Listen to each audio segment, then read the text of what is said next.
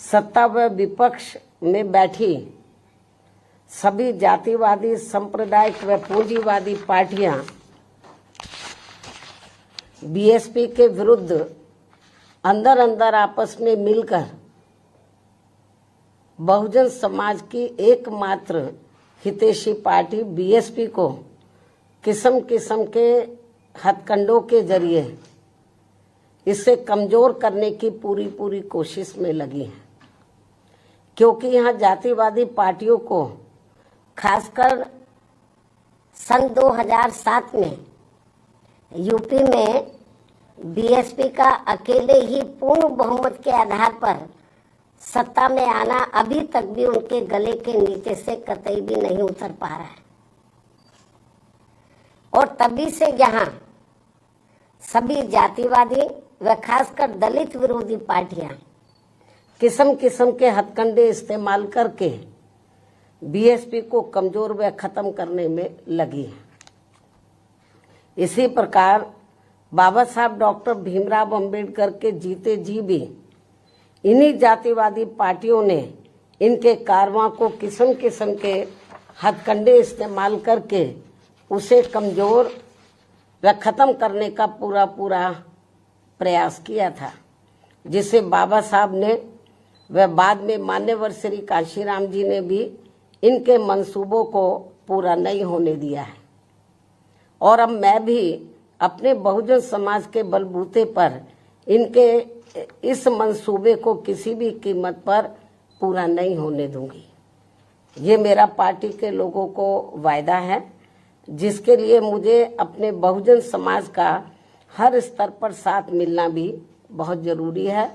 और अच्छी बात यह है कि बहुजन समाज पूरे तन मन धन के साथ अब मेरे साथ खड़ा है, अभी भी खड़ा है। इतना ही नहीं बल्कि दलित व अन्य उपेक्षित वर्गों के लोगों को ये मालूम है कि ये लोग यूपी में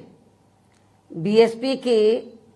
पूर्ण बहुमत की सरकार बनने से पहले यहाँ जातिवादी उच्च वर्गों के लोगों के सामने, यानी कि जो बहुजन समाज के लोग हैं, खास तौर से दलित वर्ग के लोग, यहाँ जातिवादी उच्च वर्गों के लोगों के सामने ना तो चारपाई पर बैठ सकते थे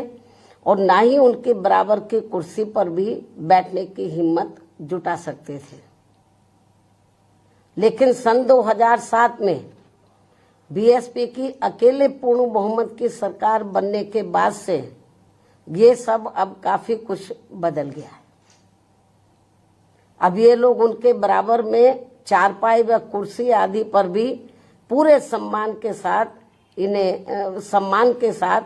बैठ सकते हैं। ये जो बहुजन समाज के लोग हैं, यही है वास्तव में यहाँ सही सामाजिक परिवर्तन। यही है वास्तव में यहाँ सही सामाजिक परिवर्तन, जिसे मेरे नेतृत्व में बनी बीएसपी की सरकार ने लाया है। लोग सामाजिक परिवर्तन की बहुत बात करते हैं, लेकिन उसको धरातल पे कभी उतारते नहीं हैं। लेकिन मेरे नेतृत्व में सन 2007 में जब अकेले पूर्ण बहुमत की सरकार बनी तो इसे मैंने धरातल पे उतारा है, जिससे यहाँ यूपी में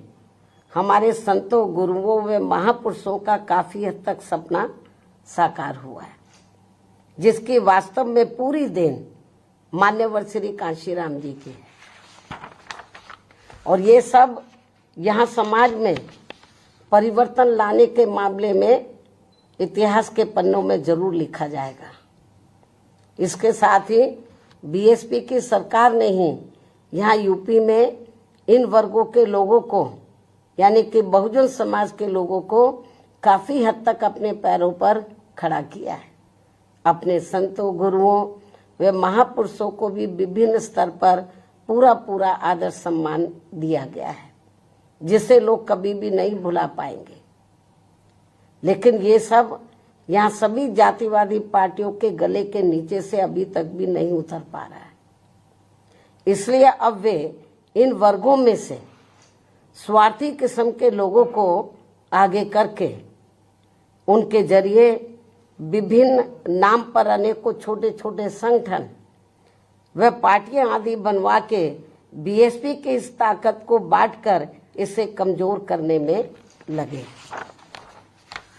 जिनसे बहुजन समाज के लोग जरूर सचेत रहे। यही समय की मांग है और यही पार्टी व मूवमेंट के हित में इनका सही कदम भी होगा यदि हमारे लोग सचेत रहते हैं। इसके अलावा यहाँ मैं ये भी कहना चाहूंगी कि देश के प्रधानमंत्री बीच बीच में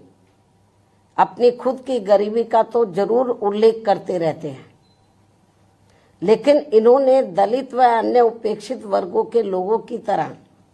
यहाँ कभी भी कोई जातीय भेदभाव नहीं झेला है, जो ये सब हमारे संतों, गुरुओं व महापुरुषों ने समय समय पर झेला है, जिसे अभी भी इनके अनुयायी काफी हद तक झेल रहे हैं। इसलिए पार्टी के मिशनरी व परिपक्व लोगों से आज मेरी ये भी पुरजोर अपील है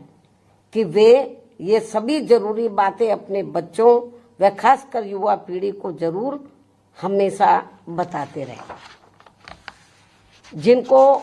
तैयार करने की भी वास्तव में सही जिम्मेवारी इन्हीं लोगों की ही है। इस उम्मीद के साथ ही अब मैं पुनः होली आदि के त्योहारों के बीच में इस बार मान्यवर श्री कांशीराम जी की जयंती बड़े जोश व उत्साह के साथ मनाकर इनके अनुयायियों ने जो उनको अपना पूरा आदर सम्मान दिया है तथा मेरे साथ साथ इनके करोड़ों अनुयायियों का भी काफी हौसला बढ़ाया है, उन सभी का हार्दिक दिल से आभार प्रकट करते हुए अब मैं अंत में यही कहना चाहूंगी कि इस समय संसद सत्र चल रहा है, यह आप लोगों को मालूम है, जिसमें देश में आम जनहित के मुद्दों पर कम बल्कि अपने अपने स्वार्थ में राजनीति करने पर ज्यादा जोर दिया जा रहा है, जो ये अति चिंता की बात है। साथ ही पिछले कुछ समय से वक्फ बोर्ड पर भी सत्ता व विपक्ष द्वारा जो राजनीति की जा रही है, तो ये भी अति चिंता की बात है और यदि ये मामला समय रहते आम सहमति से सुलझा लिया जाता तो ये ज्यादा बेहतर होता। केंद्र सरकार इस मामले में जरूर पुनर्विचार करे, सोच विचार करे, ये भी हमारी पार्टी की केंद्र सरकार से पुरजोर अपील है। इस उम्मीद के साथ ही अब मैं अपनी बात यहीं समाप्त करती हूँ। धन्यवाद। जय भीम व जय भारत।